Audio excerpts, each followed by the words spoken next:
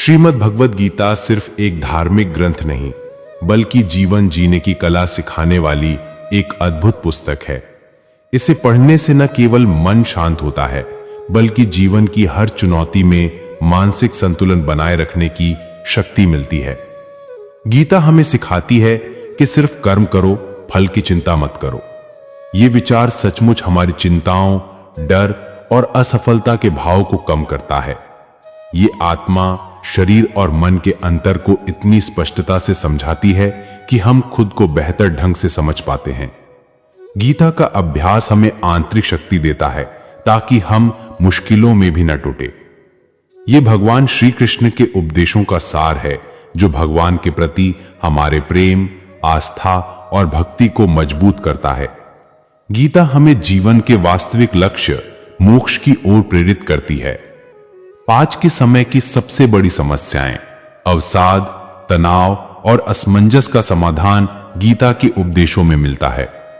अर्जुन की तरह जब हम जीवन के मोड़ पर उलझते हैं, तब गीता का ज्ञान हमें सही रास्ता दिखाता है। श्री कृष्ण के चरणों में नमन के साथ आइए आज के अध्याय का शुभारंभ करें। श्रीमद् भगवद गीता संपूर्ण छठा अध्याय, आत्मसंयम योग।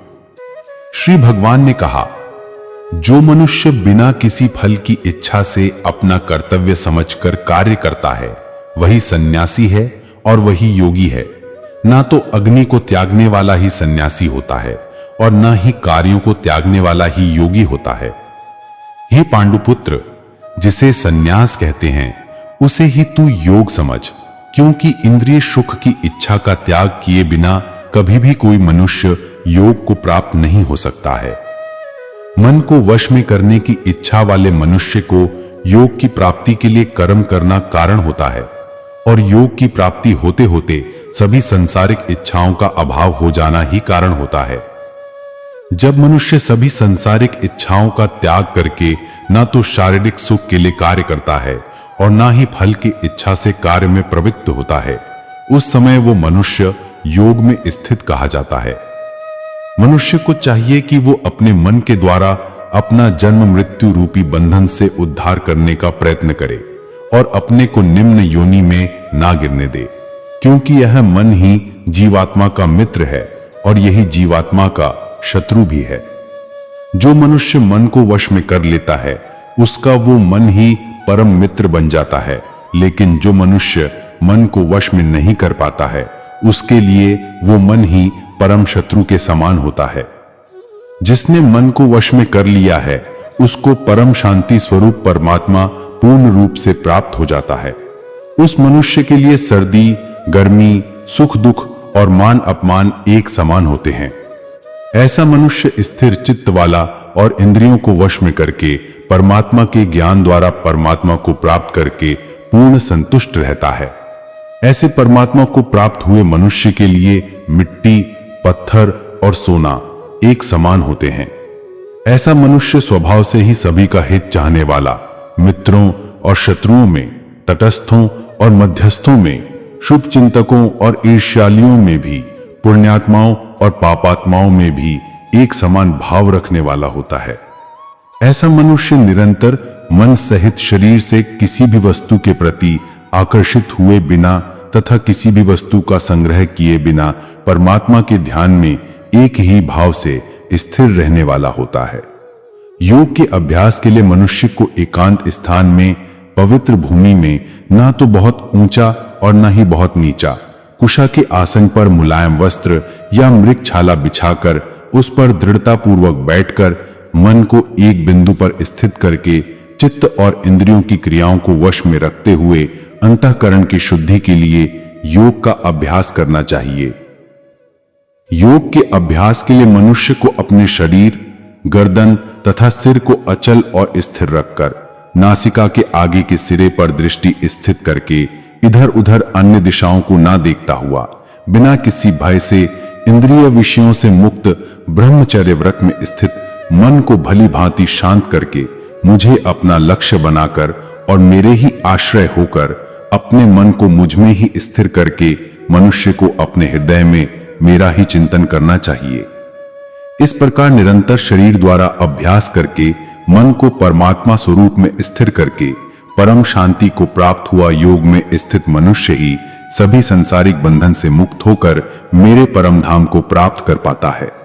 हे अर्जुन, योग में स्थित मनुष्य को ना तो अधिक भोजन करना चाहिए और ना ही कम भोजन करना चाहिए, ना ही अधिक सोना चाहिए और ना ही सदा जागते रहना चाहिए।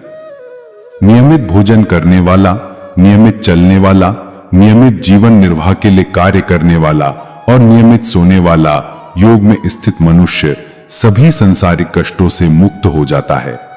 योग में स्थित मनुष्य का योग के अभ्यास द्वारा विशेष रूप से मन जब परमात्मा में स्थित परमात्मा में ही विलीन हो जाता है, तब वह सभी प्रकार की सांसारिक इच्छाओं से मुक्त हो जाता है। उस समय वह पूर्ण रूप से योग में स्थिर कहा जाता है।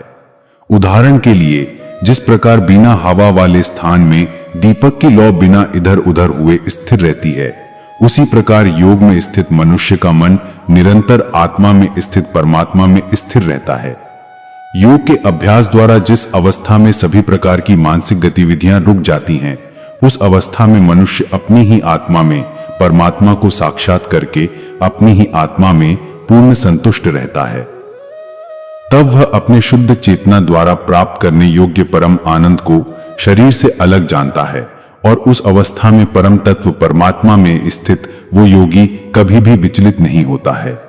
परमात्मा को प्राप्त करके वो योग में स्थित मनुष्य परम आनंद को प्राप्त होकर इससे अधिक अन्य कोई सुख नहीं मानता हुआ भारी से भारी दुख से भी चलायमान नहीं होता है। मनुष्य को चाहिए कि दृढ़ विश्वास के साथ योग का अभ्यास करते हुए सभी सांसारिक संसर्ग से उत्पन्न दुखों से बिना विचलित हुए योग समाधि में स्थित रहकर कार्य करे। मनुष्य को चाहिए मन से उत्पन्न होने वाली सभी सांसारिक इच्छाओं को पूर्ण रूप से त्याग कर और मन द्वारा इंद्रियों के समूह को सभी ओर से वश में करे। मनुष्य को चाहिए क्रमशः चलकर बुद्धि द्वारा विश्वास पूर्वक अभ्यास करता हुआ मन को आत्मा में स्थित करके परमात्मा के चिंतन के अलावा अन्य किसी वस्तु का चिंतन ना करे। मनुष्य को चाहिए स्वभाव से स्थिर ना रहने वाला और सदा चंचल रहने वाला यह मन जहां जहां भी प्रकृति में जाए वहां वहां से खींचकर अपनी आत्मा में ही स्थिर करे। योग में स्थित मनुष्य का मन जब परमात्मा में एक ही भाव में स्थिर रहता है और जिसकी रजगुण से उत्पन्न होने वाली कामनाएं भली प्रकार से शांत हो चुकी हैं, ऐसा योगी सभी पाप कर्मों से मुक्त होकर परम आनंद को प्राप्त करता है। इस प्रकार योग में स्थित योगी निरंतर योग अभ्यास द्वारा सभी प्रकार के पापों से मुक्त होकर सुख पूर्वक परम ब्रह्म से एक ही भाव में स्थिर रहकर दिव्य प्रेम स्वरूप परम आनंद को प्राप्त करता है।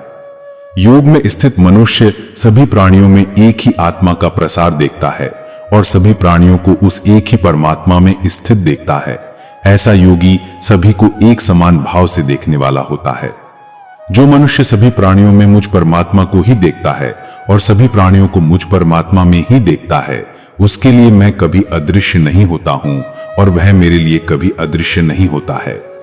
योग में स्थित जो मनुष्य सभी प्राणियों के हृदय में मुझको स्थित देखता है और भक्ति भाव में स्थित होकर मेरा ही स्मरण करता है, वो योगी सभी प्रकार से सदैव मुझ में ही स्थित रहता है।